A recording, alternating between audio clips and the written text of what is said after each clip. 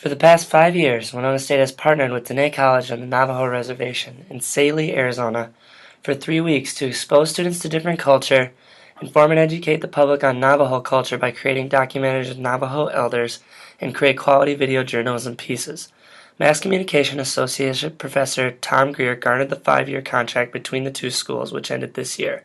Grier hopes the success from the first 5 years will result in a renewal and extension of the contract in 2015. It really started with just an idea I had. Years ago, I thought, I want to get students out into the field. I mean, you can learn a lot in the classroom, that's great, but I want them to actually go out in the field and then practice what they've learned in the classroom. So I had this idea, I'm going to take students out to the desert Southwest and see some really cool places with ancient Anasazi Indian artifacts and ruins and take beautiful photos. And the first time that I went out there to research the possibility of doing this, I met with a Navajo man, a cultural guide, and he says, don't do that. Don't do like every other white person. Come to the reservation and take something.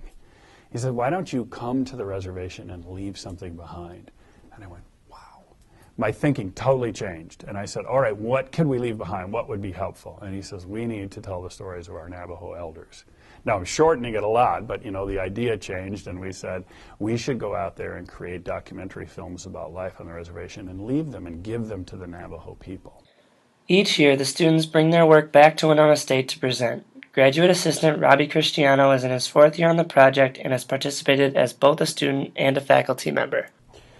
So the summer of 2010 was my first year as a student in the Navajo Oral History Project. Really enjoyed it, learned a lot. Decided that it was a worthwhile experience to do again. Second year was the same thing. I learned even more. We had great elders, we had great interviews.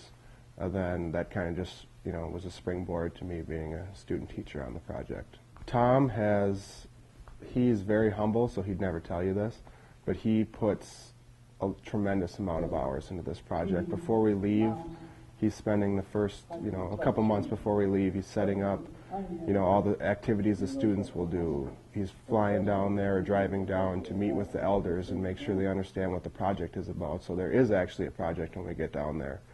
And when we first get down there, he's doing everything organizationally, trying to get the students ready. And he just has a positive, just a go-getter attitude, always positive, keeps everyone together. This project definitely couldn't run without him down there. Students have told me over and over and over again, it was life-changing, that they went out there and they saw something different and they really learned. You learn in class, but they really learned because they had to do it, and they feel really proud that they've created a historical document that will outlast them. After they're gone, these will still be historical documents. Maybe 100 years from now, some 5th grade kid will say, I wonder what Navajo life was like in 2013. Watch the film. So I know the students are really proud of that. And they tell me without me asking them, it's an amazing thing that you've started and that we got to be a part of. Please keep doing it.